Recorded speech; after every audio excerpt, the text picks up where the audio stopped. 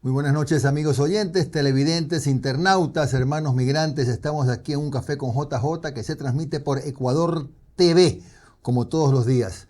Hoy estamos con el doctor Pablo Alarcón Peña, magíster en Derecho Constitucional, director de postgrado en Derecho de la Universidad de Espíritu Santo.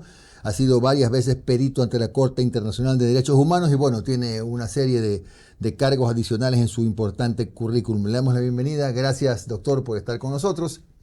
Vamos de una vez al tema de fondo. La Constitución del Ecuador tiene 444 artículos, 99 derechos y si revisamos una especie de ranking, la número 1 en el mundo en derechos y la número 3 en extensión. Eso quizás es por encima, pero lo de fondo, ¿qué tiene que cambiar si nos enfrentamos a una nueva? Bueno, buenas noches, Jimmy. En primer lugar, gracias por la invitación. Un gusto estar con su audiencia.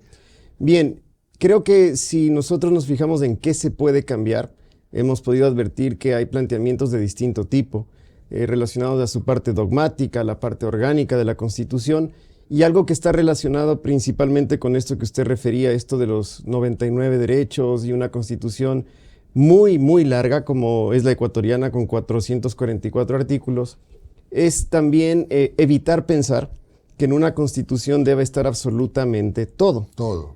Sí, porque esto nos genera esta falsa sensación de seguridad, que por cierto, Jimmy, esto es muy propio de lo que ha pasado con el derecho en general en el Ecuador, por nuestro origen histórico romano-germánico, por decirlo de alguna forma, es decir, un fetichismo de tipo normativista. Esto quiere decir que yo, mientras más cosas tenga reconocidas en la norma, más seguro me siento y asumo que esto va a funcionar automáticamente en la práctica. Esto lleva a que tengamos una constitución. Podemos revisar las actas del constituyente de ese entonces y se demostrará que lo que se quería era incorporar todo tipo de principio o regla para que de esa forma se pueda cumplir la constitución de manera obligatoria, tratando de dejar atrás constituciones más abiertas, con texturas más abiertas que daban mayor lugar a la interpretación, por decirlo de alguna forma. Y esto es lo que en definitiva ha generado que tengamos estos rankings que no necesariamente son negativos, como usted bien decía, pero que sí nos deja una sensación de extraña, porque fíjese usted que tenemos 99 derechos escritos en la Constitución, más otros más que son propios de la naturaleza humana y que lo dice la propia Constitución, pero en la práctica somos de los países con menor efectividad en la protección de derechos, es decir, no basta con reconocer todo en una constitución, sino fundamentalmente preocuparnos por su aplicación, su ejecución. Y ahí la pedagogía constitucional, la cultura constitucional es muy importante. Claro. Ahora, doctor, una constitución nueva debería apuntar por lo menos a no ser tan extensa, no ser tan reglamentaria, supongo, y de alguna manera a no comprometer con esa constitución a los próximos gobiernos a que tengan que invertir ingentes cantidades de recursos para poder aplicarla. Totalmente, y de hecho eso está comprobado en estudios técnicos desde el punto de vista comparado, del constitucionalismo comparado, que siempre es bueno mirar, no para copiar, sí para tener un conocimiento de lo que se ha podido desarrollar en otros contextos y a partir de una visión crítica y desde nuestra visión, a partir de nuestros problemas, enfrentar y a partir de eso regular las situaciones. Pero en efecto, estos estudios demuestran que mientras usted incorpore más prohibiciones en un texto constitucional, mayor probabilidad existirá de que esa constitución sea modificada a cortísimo plazo. ¿Por qué? Porque seguramente la mayoría política de turno que da lugar o promueve esa constitución va a implementar regulaciones, reglas, prohibiciones que son acordes con esa ideología política de turno. Como es usual en el mundo y en el Ecuador quizás con más fuerza, cambia la tendencia política y entonces el nuevo mandatario o quien genere este nuevo movimiento constitucional probablemente va a querer implementar también sus propias reglas, sus propias prohibiciones, pero para eso tendrá que desmontar todo el aparataje anterior. Es decir, mientras más reglamentaria es una constitución, mientras más prohibiciones hay, menos probabilidad hay de que esa constitución perdure en el tiempo, que es lo que para muchos sería importante. Claro. Una constitución debe mostrar que es flexible desde el punto de vista de que se adapte a las cambiantes circunstancias sociales, pero tampoco podemos incurrir en el extremo de que se cambie todo el tiempo, porque es la norma de normas del ordenamiento jurídico. Y aporta a la dificultad de aplicarse esta Constitución el tema de los sectores estratégicos. ¿Usted cree que deben mantenerse los sectores estratégicos o no necesariamente? Bueno, yo lo que creo es que ahí entramos nuevamente a estas extremas de regulaciones como las que tenemos en la Constitución y en lo relacionado a sectores estratégicos, principalmente lo que está vinculado a inversión. Me parece que eso resulta ser de algún modo una camisa de fuerza en la Constitución y debería darse lugar a mayor amplitud. Yo por eso insisto, no necesariamente todo tipo de prohibición, reglamentación debe estar en la Constitución. Basta con hacer menciones generales a ese ámbito de los sectores estratégicos, cuál es el tipo de economía, el rol que va a tener el Estado en la economía en términos generales, y luego el aparataje legal que está dentro del ordenamiento jurídico ecuatoriano será el que lo desarrolle. Yo sí creo que estas prohibiciones tan fuertes que tiene la Constitución, como ese ámbito, como el tema relacionado a los arbitrajes internacionales en materia de inversión, entre otros, son problemas que generan precisamente esto, ¿no? Que luego tengamos que topar la Constitución para poder manejar o maniobrar de mejor manera y enfrentar las cambiantes circunstancias sociales, políticas y económicas del país. Claro, es decir, no necesitamos una Constitución de 444 artículos, sino una menos extensa, menos reglamentaria y más práctica. Sí, pero ahí tenemos que tener un cuidado. Nunca son buenos los extremos. Y aquí le voy a hacer una mención general tratando de utilizar un lenguaje de lo más sencillo posible para que nos entiendan absolutamente todos. El Ecuador ha pasado desde el punto de vista jurídico de una noción de jueces mecánicos, boca de la ley, como se suele decir, es decir, solo aplicaban lo que decía la ley automáticamente y punto, no tenían mayor rol que aplicar, a pasar a un modelo en el que hemos asumido, como pasa en otros sistemas constitucionales, que la Constitución, por ejemplo, es lo que el juez dice que es. Es decir, pasamos de un extremo en que se aplica lo que ya estaba preestablecido a un ámbito en el que se da lugar a mucho activismo judicial, en el buen sentido de la palabra, es decir, a que la interpretación sea muy activa por parte de los jueces y piense en la Corte Constitucional, y que la Constitución termine siendo interpretada semanalmente por parte de la Corte, y en muchos casos la ciudadanía ni siquiera se entera que esa Constitución ha podido ir modificándose a lo largo del tiempo. Esto lo menciono particularmente por su pregunta. Si es que incurrimos en el extremo de más bien solo una Constitución con normas generales, muy abiertas.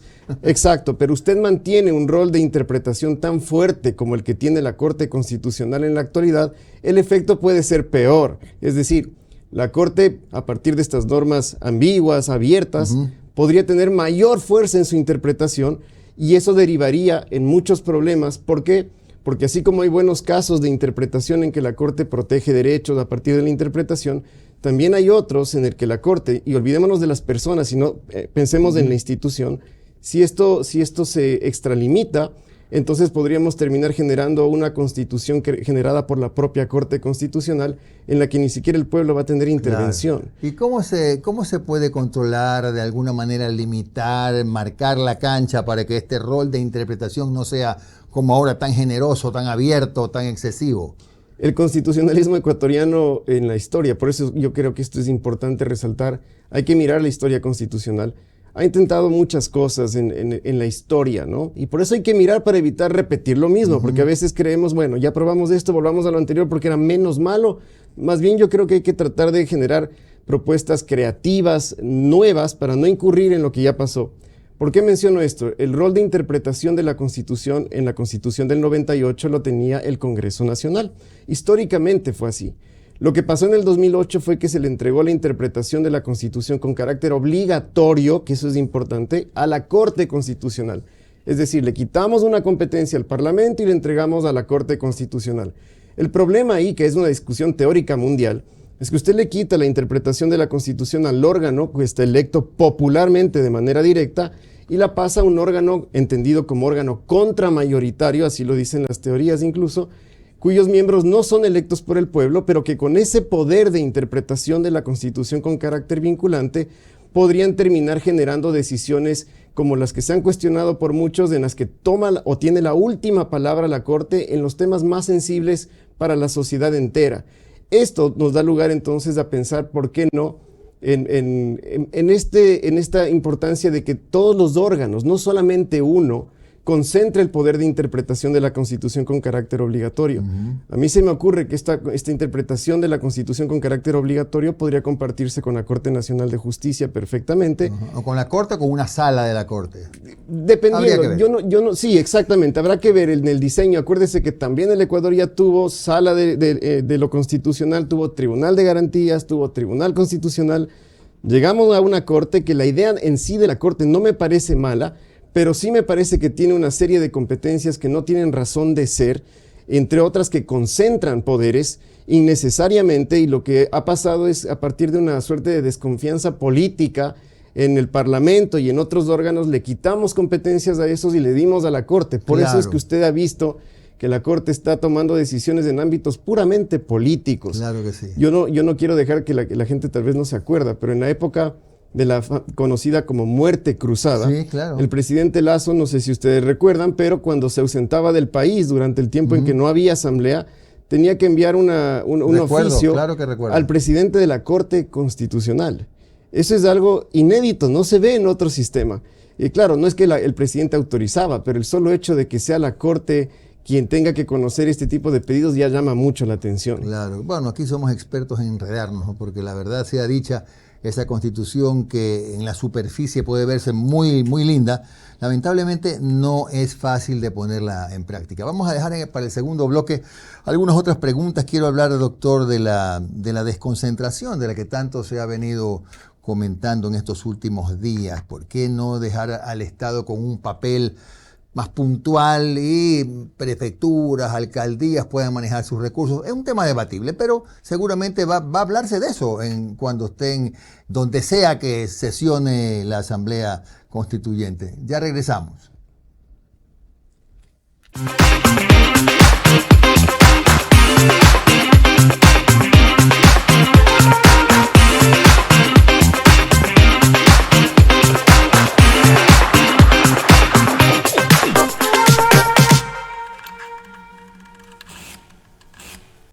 Regresamos con el académico doctor Pablo Alarcón Peña, magíster en Derecho Constitucional, director de posgrado en Derecho de la UES, perito ante la Corte Internacional de Derechos Humanos. No sé si es internacional o interamericana. Interamericana, bueno, nos perdona entonces.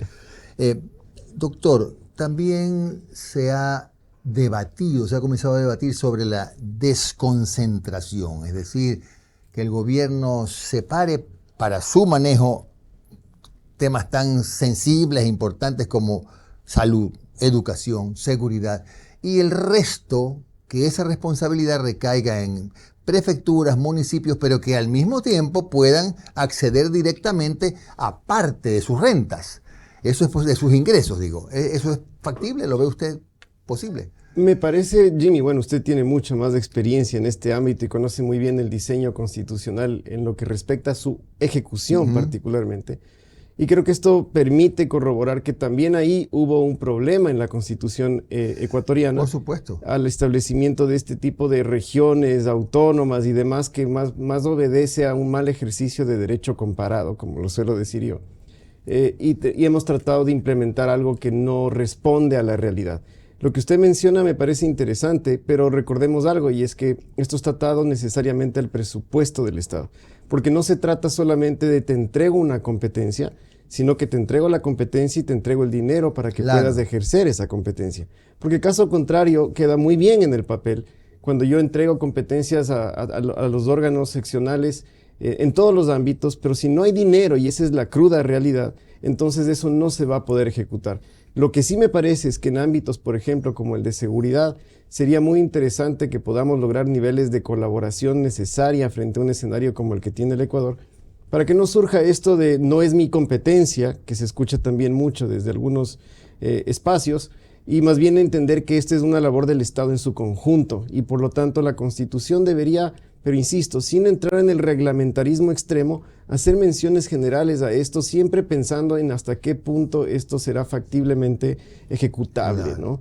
Ahora, si la Constitución del 2008, como se ha dicho, frena o ha puesto una barrera que impide la inversión extranjeras sobre todo, en aquellas áreas estratégicas, entre otras, tenemos que entender también que nuestro problema número uno es el endeudamiento. Entre deuda interna y externa ya estamos sumando 83 mil millones de dólares, por lo que se hace más necesario aún una constitución que no ponga trabas, sino que impulse la inversión. Se puede a través de una constitución con otra visión conseguir esto.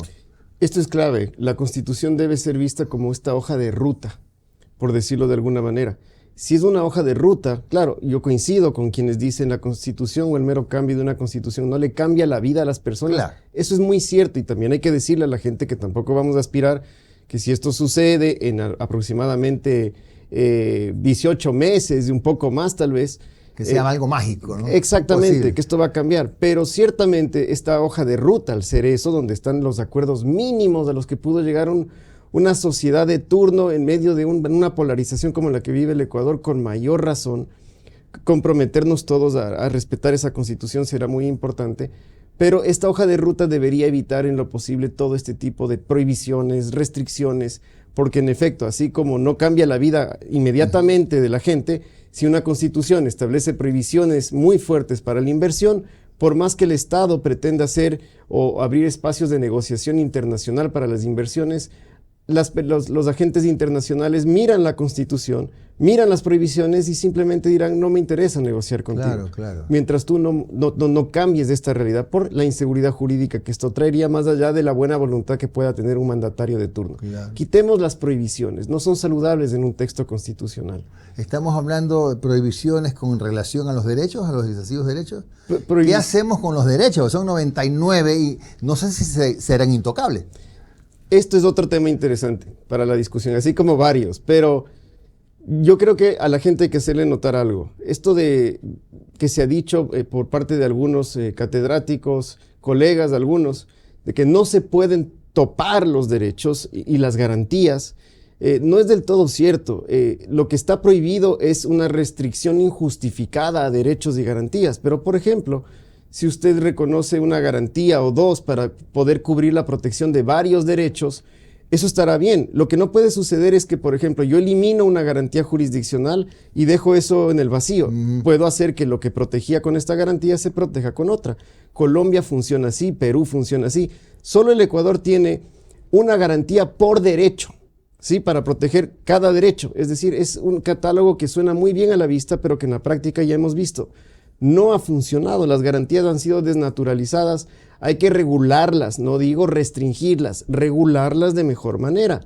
La gran cantidad de derechos no es necesario tener en la Constitución 99 y si abrimos esta una lista de deseos, podríamos tener 500 deseos, Claro, 500 derechos en una Constitución.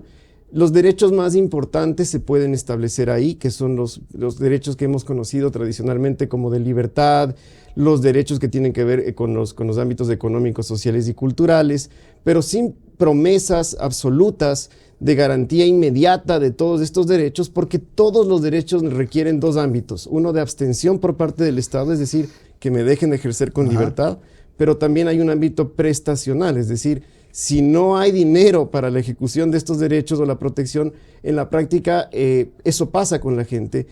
Siente una desidia, una desilusión de su constitución porque todo lo que dice ahí no se cumple.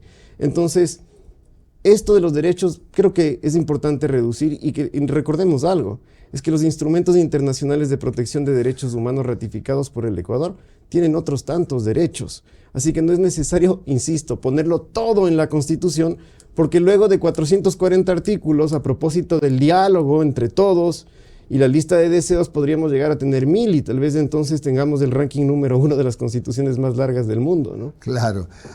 A ver, en lo que entiendo que vamos coincidiendo es que, bien o mal, sí hace falta una nueva carta política, ¿no? Yo creo que eso es importante en la medida en que hemos podido comprobar que a través de enmiendas, que ha sido la mayoría de veces que se ha topado la Constitución, que son aproximadamente 40 veces, me refiero a esta Constitución, 39 de esas ocasiones han sido a través de enmienda, una a través de reformas parciales, lo que ya no da lugar a que esto de remendar no es suficiente.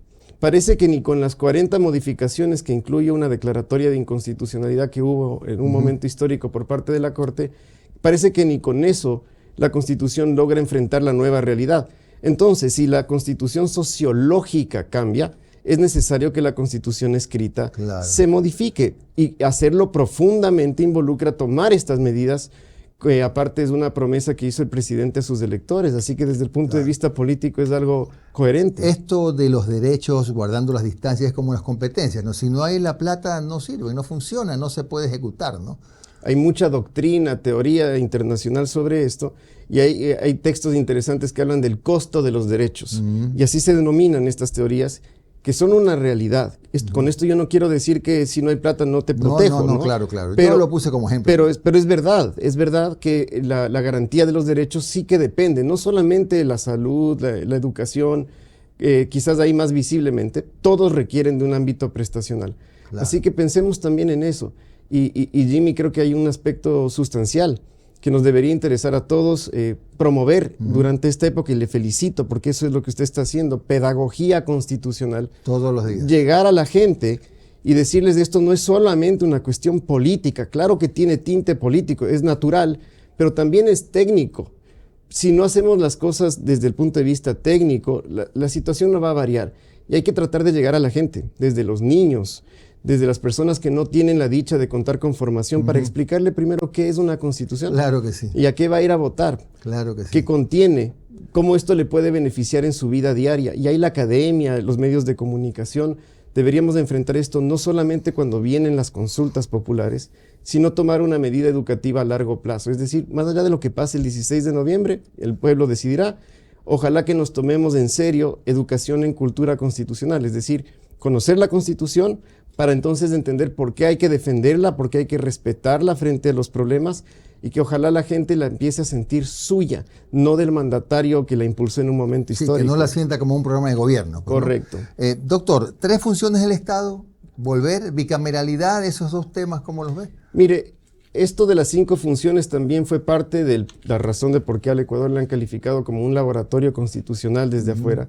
Muy interesante para la investigación como externa. Laboratorio de Pinky Cerebros esto, ¿verdad? Así es. El problema es para quienes estamos dentro y tenemos que vivir los resultados de los experimentos. Pero la idea no era mala si uno mira otra vez solo los artículos de la Constitución.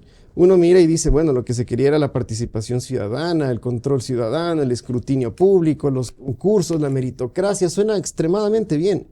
Ya vimos lo que pasa en la práctica. Eso tiene que ver mucho con cultura también, de respetar lo que dice la Constitución y no manipularla, porque a veces en nombre de la interpretación la cambio, la ajusto a mi conveniencia, y entonces si partimos por eso, ninguna Constitución, por más buena que esté, buena que sea o esté bien redactada, no va a funcionar en la práctica. Pero volviendo a esto, ya se ha probado, y aquí hay datos que es importante, que la función de transparencia no tiene razón de existir, y particularmente el órgano que tiene a cargo todos los procesos de concursos. Nos hemos olvidado que ese órgano también tiene una tarea fundamental de lucha contra la corrupción.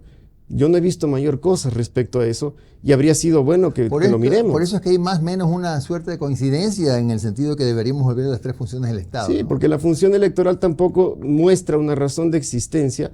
Volver a las 3, pero ciertamente regular de mejor forma sus competencias para tampoco retomar el modelo que teníamos antes, porque esto de que le decía, de estar en el círculo vicioso y retomar instituciones que ya fracasaron en el pasado, tampoco es lo ideal, ¿no? Doctor, en el último minuto y medio, ¿cree usted en la bicameralidad, que deberíamos pensar en esa opción? El Ecuador ya lo vivió también. Me parece que deberíamos analizar la pertinencia de retomar esto con los ajustes necesarios, porque ciertamente no podríamos incorporar un modelo que tuvimos hace muchos años atrás en el constitucionalismo ecuatoriano, pero que sí responde a un problema práctico, insisto, real, que es comprobable, y es el deterioro de los parlamentos que en el contexto histórico ecuatoriano, desde que hemos tenido la unicameralidad principalmente. Los requisitos para ser asambleísta, más allá del componente democrático, que ahí deben estar representados todos, para eso entonces habrá una cámara inicial donde podrán estar un senado si se quiere, y luego pensar en la opción de otro ámbito en el que pueden estar personas que tengan mayor formación y así tener un equilibrio. Yo sí creo que ese es un ámbito que deberíamos reflexionar y que ya ha sido tratado incluso hace poco con iniciativas que llegaron a la Corte Constitucional. Doctor Pablo Alarcón Peña ha estado con nosotros, él es magíster en Derecho Constitucional, director de posgrado en Derecho de la UES, perito ante la Corte Interamericana de derechos humanos. Y nosotros vamos a seguir en esta suerte de cruzada compartiendo algunos criterios de académicos respecto de la nueva carta política que sí la necesita el país. Mañana a las 10 de la noche estará con nosotros la doctora Verónica Hernández Muñoz y seguimos por el mismo camino. Gracias por acompañarnos, que tengan una feliz noche.